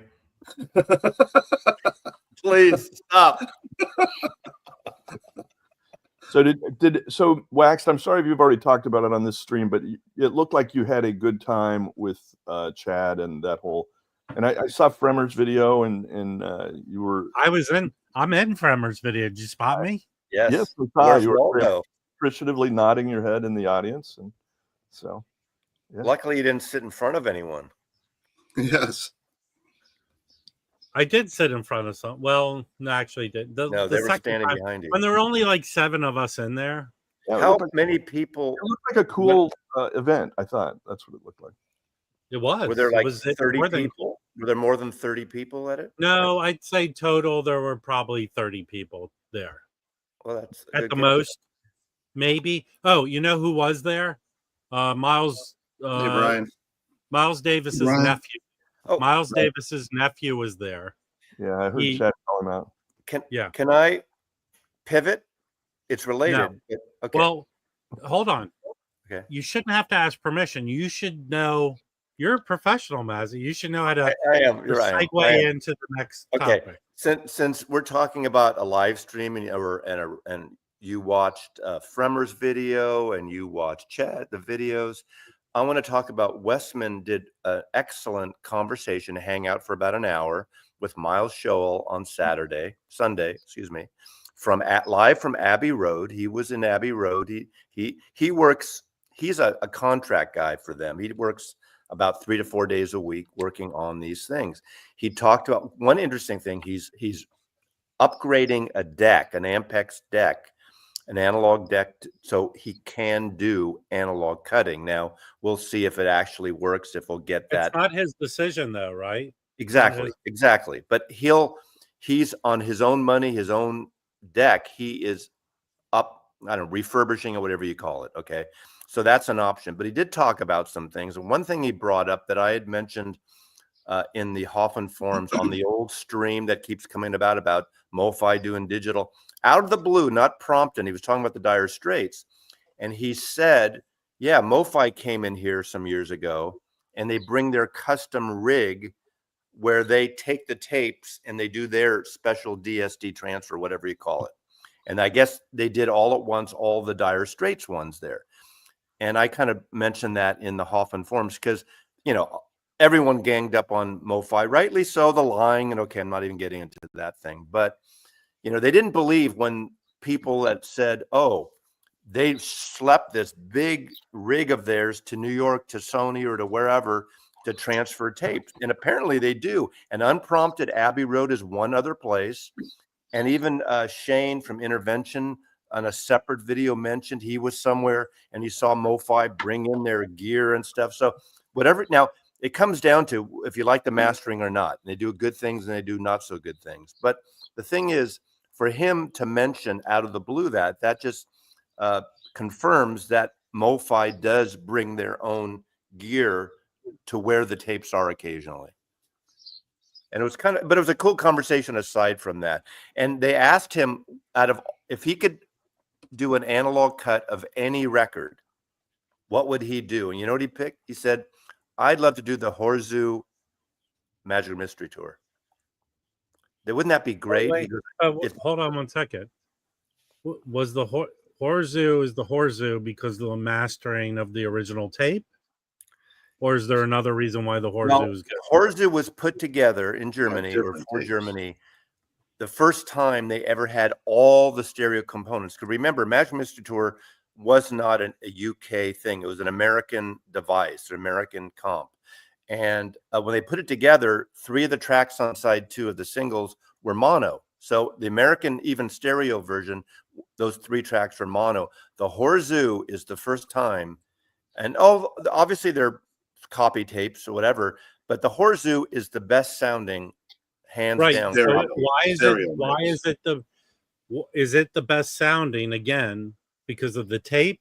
Yes. because of the mastering of the Well, vinyl? it's not necessarily the best sounding, but it's the only place you get to true No, stereo. but it is version. the best sounding, Harry. I'm Okay, sorry. Well, that's true. I own it. I own it, and it sounds excellent because I also have the one that came out, I don't know, 20, 15 years ago, the little 45 book, which has the movie and Yeah, I have everything. that. I have that. I have that, and it sounds better. Yeah. So what I'm saying is, if Miles, hold up, here's the point I'm trying to get to. If Miles wants to redo it, how does he redo it? Is there a tape? Yeah, I'll existing answer. I somewhere? was going to answer that if you didn't so rudely interrupt me. Okay. The Maximus Tour box that came out, the small one, those are digital cuts, which is fine. I mean, they did it as well as they can. I still think the Horzu sounds better, but apparently some years ago, all those German tapes, which they did excellent jobs. He said the Germans then kept their tapes in beautiful condition, extra. All those tapes came back to Abbey Road. I don't know when. That's because they had the ovens to bake them in. They already had the ovens. Ooh, too soon. Now that's funny. I mean, as sick as it is, that's funny. I think it's too soon. It's still too soon. Anyway, all the tapes came back to Abbey Road, but he said he hasn't seen the tapes. No one, only 2 people see the Beatle vault or the vault with the tapes. Only 2 people. He peeked in once, couldn't even go in. So and then his eye couldn't see for like an hour. Right. Well, exactly. It's like the Ark of the Covenant in sorry, Bill. Yeah. Too soon. Right. Exactly. Well, so the rumor this year is we're getting the anthology in a box, right? That's the rumor. And I haven't heard any more. You know, some people are upset that we're not doing Rubber Soul. I think the remixes aren't great personally, but I like the extra outtake stuff. They're a novelty, but after you listen for the first few weeks of the remixes, I always go back to the originals personally. But if they do, yeah. So supposedly it's the anthology, and But anyway, the Horzu would be great to have an all analog cut from that tape, and Miles would love to do it. I mean, he just said it off the. It's not a rumor. It's not that there's any linkage, but maybe someone will hear that at Apple and say, "Hey, you're starting a rumor, Mazzy." I'm stating that would be a great record store reissue. That would be a great record store day reissue. Of course, Jim, I have a question for Jim. Yes, we're gonna pivot from the Beatles to Jim's favorite band. What's the story on this record? That Zappa record? Is that Mothers? It's a German, isn't it? It's what? I don't know. I have it. American MGM. No, I mean, was it just a much later comp, or why'd they put this thing out? I remember that. I don't know exactly. There's a ton of comps like that came out of Zappa stuff. That's not just. I mean, that's a series that it wasn't just Zappa. It was an MGM series. Yeah. That Golden Archive series included other artists. And look, the Cow Sills. Yeah, there you go. Connie Francis. Wow, you wouldn't think you'd see a Connie Francis record advertised. She's still alive. Someone the label put out. The label just put that shit out without even talking to Frank, probably. He didn't have. Hey, Frank. Can I point something out? I'm going to point it out. Not known for making jokes, but when he does it better than Mazzy. Tim, I watched your video on what record was that now? Tell me. I did too, and I forget what record it was. I watched it yesterday. Hold on. Or Saturday. How come? Sunday. Thank God for Michael P. Dawson and Sticker Mania, because when Mazzy says stupid shit, these guys come in and actually give us the real information. Everybody here, every Friday morning, the best video to watch as you wake up. The best video to watch are Michael P. Dawson's videos. He does about a 20 to 30 minute video, usually one record or some pickups. And he's always a lot of prog, a lot of avant-garde, but some psychedelic stuff. I just love he has that low, sexy voice. Hey, it is. It's funny. I met him once. Can I talk about this real quick? No, I met him once at the record show at the KUSF record show in San Francisco, and I wasn't even looking at him. And I was flipping a bin, and I heard the guy's voice standing right next to me. And I knew who it was just by hearing his voice. So I suggest you go listen to his videos. Sorry. I'm finished. So I wanted to say there are a couple of versions of this box. One of them, the 3 records are picture discs, and they're really nice looking picture discs. They sound horrible, really bad. The version with I'm telling you, really bad. The version with just the regular black vinyl records is stunning. It's cuckoo how bad. You bought so one you got from them and one you bought. And how did you even decide I'm buying the one with the picture discs? Because that you could only buy it from Zappa.com. You couldn't get it from Universal. And it's picture discs, and it included a bunch of really nice photos. Totally useless. I'll never. Yeah, but that's the collectible one in 5 years. Yeah, you know. Yeah. But I this picked up a black picture disc vinyl yesterday. one sounds excellent. I don't think you buy picture discs to play, right? Billy Gibbons. Well, No. sometimes shit only comes out on picture disc. Yeah. What about the kind of blue on blue vinyl? That sounds pretty good. Well, that colored vinyl is different than picture. Now, Yeah, picture I guess so. Picture discs have gotten better because black vinyl is colored. I'm contractually obligated to say this when someone mentions colored vinyl. Black vinyl's colored vinyl, people. Exactly. Exactly. Yeah. Vinyl, the natural color of vinyl is like semen, right, Doc? What? Well, I don't think I would quite make that right there. That's what the clarity. You go right clarity there, vinyl. Clarity right vinyl. there. Clarity vinyl is essentially. It's not even 9 o'clock in the morning. Hey, Mazzy, this is why Spring Tea dropped you, is because you're dirty mouth. So are you Rich? Dirty. I didn't say it's cum colored. You know what? All the social media merch companies are deciding not to work with Mazzy anymore. That's his next T-shirt. I didn't say it's. That's why I didn't get. That's why I did not get the new Rhino hi-fis, because I said semen on this video. Wow, that's slap on the wrist. So are you ready? Hey, Steve Westman, no more Mazzy with the filthy mouth. Are you ready for an autograph story yet, Wax? No. Okay, so Doc Robert, put the record down. Just put it out of frame. No, hold on.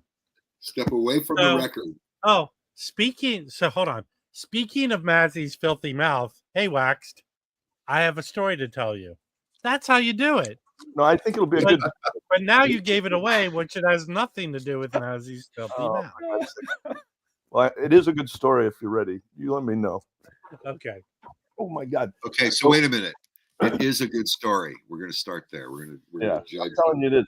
Yeah, so you've opened yourself up to criticism. This better be a good Somebody story. dropped a pen out there. I've learned anything. I don't think you can avoid criticism here. So this is I saw a Gang of Four last week, and I got about 8 records signed, and that's 2 per 4.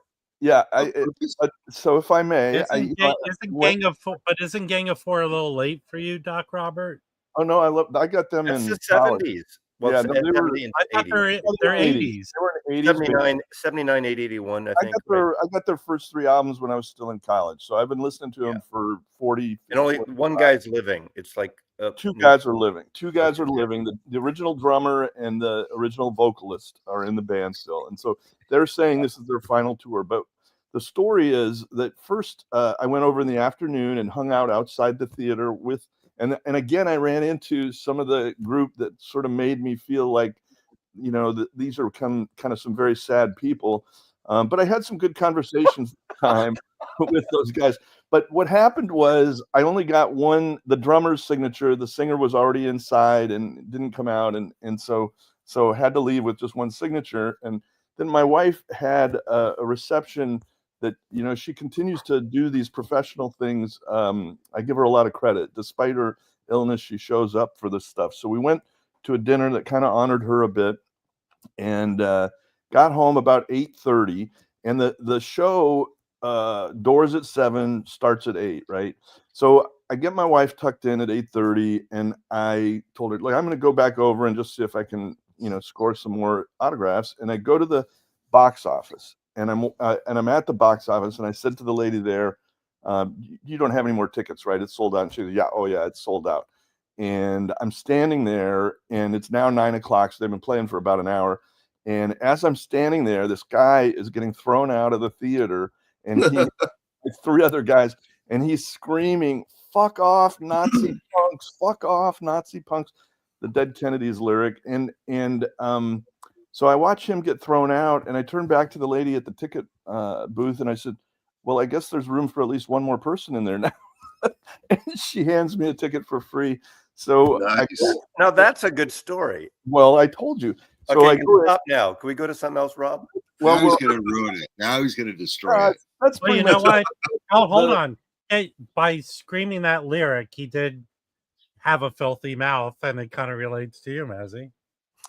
Well, and it was a really fantastic show. And I'll tell you, the highlight was they did a version of Sweet Jane, and the whole audience was just chanting the lyrics "Sweet Jane" when they'd come to the refrain. It was really a special moment. And then after the show, the singer came out and he signed all my records. He was very friendly. They were very friendly. So really great. If He's anybody, a tall guy too, isn't he? yeah, he is pretty tall. He is pretty looks tall, at least. Yeah, I think he is. But Am I wrong about them? Didn't they break other bands? Gang of Four, if I'm thinking of someone else. Did they what? Like they helped break other bands. Maybe. Somebody mentioned in the comments that they were responsible for U2. No, because Edge ripped off the style of guitar playing. I bought that a couple years ago. They put that box set.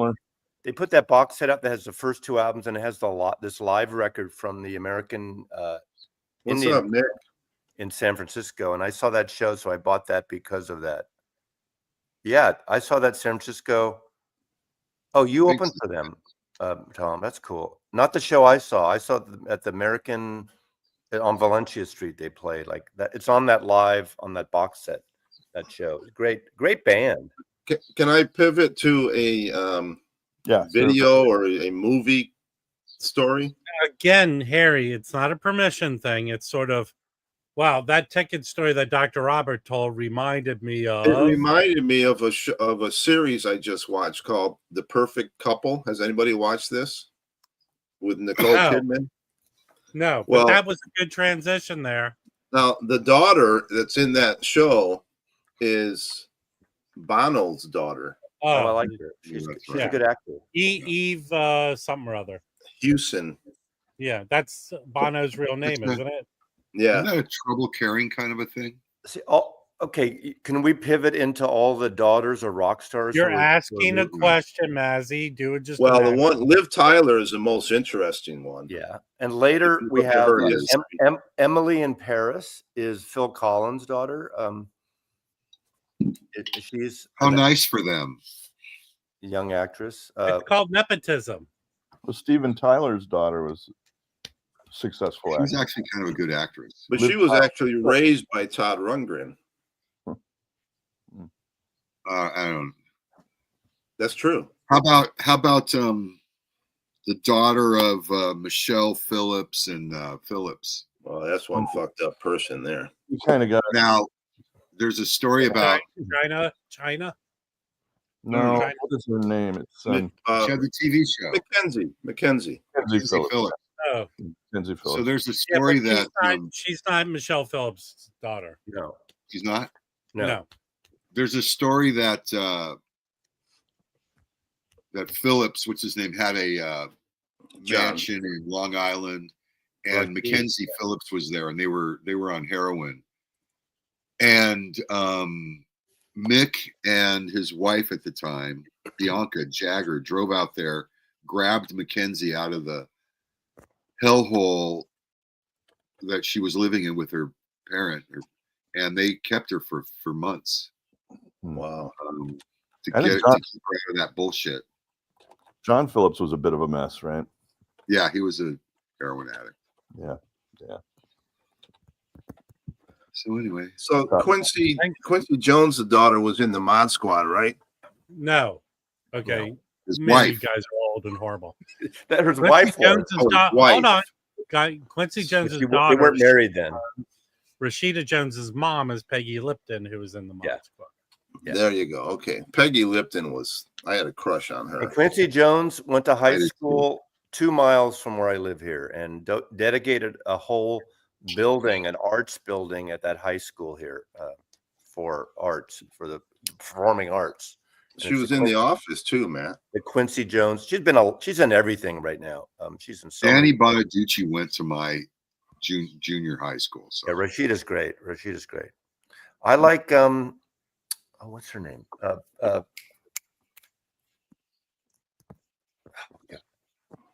She was in the remake. You just witnessed a senior moment. Yeah, the remake of a lot of she's them. been in a lot of big movies, but what's the remake? The female version of High Fidelity that was on HBO. With that's Vinyl. That's Lenny Kravitz and Lisa Bonet. Zoe Kravitz. Zoe Kravitz is great. Kravitz. I think that series should have been picked up. They did one season on HBO, not Vinyl. You know what? Yeah, I know what you're talking about. I do not know the exact reason they canceled it, but it could be easily the production costs because they have to license all the music they play. It could be. And the streaming service that showed the thing didn't produce it. The studio that produced it. Some people are saying, "Well, not enough music." The thing is, the core of High Fidelity is about his relationships with women on the original movie. Yes, music was a part in the record store and stuff, but it was about all these women. He was, he has a record store. It's a huge part. I understand, but it's also about definitely. Both are Diana Ross's daughter. The guy who wrote that has to have been a record collector, and I read the book as well as saw the movie. And the original is a British. It's a British guy, yeah. Yeah, it's the guy that did like About a Boy also. Yeah, exactly. Yeah. But he's got so many references that you wouldn't know if you weren't deeply into vinyl. The book is excellent. Yeah. And I think they did a good reverent conversion to having it take place in Chicago, John Cusack's version. Yeah, the movie I thought was great too. So, but let's be real. The movie was excellent, not because of John Cusack. It was like Jack Black and all the supporting people in it.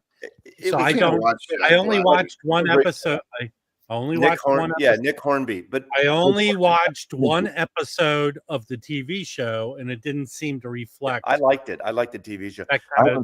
John Cusack brought it to fruition. He was the one that got the rights and got what's the British director who did Stephen Frears. Stephen Frears did an excellent job. The Grifters. He made the Grifters with him. Grifters, and he made not La Cage aux Folles. What's the French movie with God? I am at a senior moment. You're right. Second senior moment. How lucky are we? John Malkovich. What's it called? Dangerous Liaisons. Dangerous Liaisons. Yeah. Yeah, but John Cusack was not in that. No, that was Stephen Frears directed that. Stephen Frears directed a ton of excellent movies. Yes. Okay. Didn't he direct The Crying Game too? Yes. Nothing to do with John Cusack. Yes, exactly. I saw The Crying Game the first week it came out. No one had ever seen it. I had no idea. You gave away the ending to everybody. That was early 80s, right? Yeah. No. Early 90s. Right? Yeah. Late 80s. Mid 80s, yeah. I think it was mid 80s. No. Crying Game was later than the Crying Game. Okay, all right. I know I saw it in the theater. Congratulations. I'm gonna look for the studio, Jeff. That sounds interesting. I want to watch it. Here's my problem with movies and TV shows about the entertainment. 1992. I don't think people Jordan. Neil Jordan. That's correct. Yes. Even if they're well done, I don't think people care. It's not relatable. Yeah. Neil Jordan, we're wrong, but yes. But by the way, there is a scene from the TV show The Studio with Seth Rogen that's going viral with Zoe Kravitz. That's actually really funny. Hey, Nick Pantazzi, whatever you want to call it today. The opening night, 5 of my friends and I went to the North Point Theater and saw The Exorcist. I didn't even know what an exorcist was at the time. And we were fucking scared shitless. Hey, hold on. Everyone's silent. Brian Part, this is a fuck you from me to you. Fuck you. I've worked in Hollywood for 30 years. So fuck you. I know exactly what the studio is. The point I made, fuck you, Brian Part, is Whoa. I don't think from when I do movies about the industry for regular people, I don't think they care. It's not relatable to them. Doesn't matter how accurate it is, but fuck you. I worked in Hollywood for 30 years. So Hey, I I know lived in more. Hollywood. I dealt with the famous of the famous people and studio execs and all of them. I know more than a lot of people. So I again, like how fuck you Brian was Part. in every third word was fuck you in that. Yeah, I mean, it really is a fuck you to Word. you Can I? because that's what I did. It was the Mazzy, third even word. the Exorcist book was scary. Yeah, but seeing that movie, Never read 5 that. of us were walking to the car, and we were so freaked out. And what year did the Exorcist come out? Remind me, what year? 70? Oh, it was 72 because it was 72, 73. 72. Tubular Bells. It made Tubular Bells a huge hit Sure. because of that. Accidentally, the whole story of that is great. Watch the story about how Tubular Bells accidentally became the music in that Hey, movie, if you live, and it really turned around Virgin Records. That record. if you But live in DC, if you lived and grew up in DC, you always went to the steps in Georgetown where they 73. filmed. So I was 19 years old when that record came out, and we were fucking scared. One of the guys literally he was down in the seat in his coat. He had one of those corduroy long coats. It was covering his eyes half the time. Did I you do the remember casting leaving the couch, theater. Rob? Hmm? Were Yes, you I on was. the casting Actually, couch? here's the closest to the casting couch story I have. When I first came to LA, Fuck every other word. can you shut up? No, When I fuck first came you. to LA, Fourth stop word. talking, everyone. I'm speaking. When I first came to LA, I interned. So I interned at for Jersey Films for Danny DeVito for a year, but then I went to Roger Corman. So at Roger Corman, it was an office. I was in the development office, but next door was the casting office. And people would come in and audition, and they'd take out the Polaroid camera, and they go, "Could you take your shirt off?" And you would hear, that's the closest casting couch story I have. That's it. All right. So The Omen. Yeah, Oh, that's a scary one. I never saw that one. Oh God. I remember leaving the theater. I saw that with my friend whose mom had a Mercedes, and we were in his mom's Mercedes. We weren't supposed to be driving it. Yeah. And on the way home from the theater, we were so scared, and I turned to my friend and I went, and he fucking hit the curb in his mom's Mercedes. You know, part of that movie had to do with sound because that's I remember around the Those first Rottweilers. Those sound Rottweilers. was getting important. And what happened is the North Point Theater in San Francisco was one of the two big largest screens at the time, and because of that, Coppola and Lucas would throughout the 70s do test screenings there for themselves, not with audiences. And every time they'd have a movie there, they would bring in these extra. I worked for this company called McCune Sound. They would bring these giant voice in the theater speakers to supplement the audio. Remember, this is before Dolby theaters and all these surround audio we have. But they would bring in these voice of the theater giant speakers that McCune would install. And I remember, like when the movie Earthquake came out, they did that rumbling when the vibrations would happen, and they test. And that's where, when Apocalypse Now came out, Coppola said, "Go to the North Point, sit 10th row center." So my buddies and I, again, the same buddies later, and what was that, 78, 79, whenever that came out, we sat 10th row center on Friday morning at the 10 a.m., the first showing, and the place was packed. And the sound on those movies added to it, like The Exorcist years before. The sound in that theater was incredible. It made it even more scary, the mix on that. Okay, Texas Chainsaw. There was a movie theater in Hermosa Beach called the Cove, I think, Cove Cinema. And when they would do a showing of Texas Chainsaw, in the middle of the movie, the doors on either side to that, the emergency doors on either side of the screen would open up, light would come in, and two guys with fucking chainsaws up and down the aisles. Oh, Scaring the my shit out of everybody. I think they stopped doing it after that guy shot the people in the theater that one time. You know? They used to do that at the Cove. That's scary. Well, I can tell you this: they used when they redid Hollywood and Highland, which is where the Chinese theater is. They built a sixplex there, and in the sixplex there was a theater that companies would use to demo. So there was one company who was trying to put out a sound system that they had over 300 speakers on the walls that they could send. Their claim was they could send a sound to each individual seat, but I don't think that setup went. They also installed, I think, one of the first D-box theaters. Has anyone been to a D-box theater? No. Those are so No. typically they have 2 rows of automatic seats that are designed to move you around in sync with what happens in the film. Well, isn't that like Disneyland? They have those at those interactive rides, like I think the Shrek ride that used to be You get sprayed in the face. Universal, yeah, with spray stuff. There are theaters that do shit like that, but end of the day, people don't give a crap about that stuff. Well, they're supposed to do the smell-o-vision, and that never took off. No, that's what they do. Like They if did you've it been at on the Shrek Disneyland, like ride, television. Well, I saw think that for polyester. I think it was the one. it was a John, scratch and polyester was a sniff. scratch and sniff card. Yeah, They it did. was pretty good. It was pretty good. Yeah. Hey, Brian Port, listen to the words coming out of my mouth. I didn't say that it was a company that was demoing them. Can you respond to what I'm saying instead of just taking it and making it different? Question: Can we add Brian to our text chat? Yeah, you know. Okay, I honestly, I don't think Part is his real name.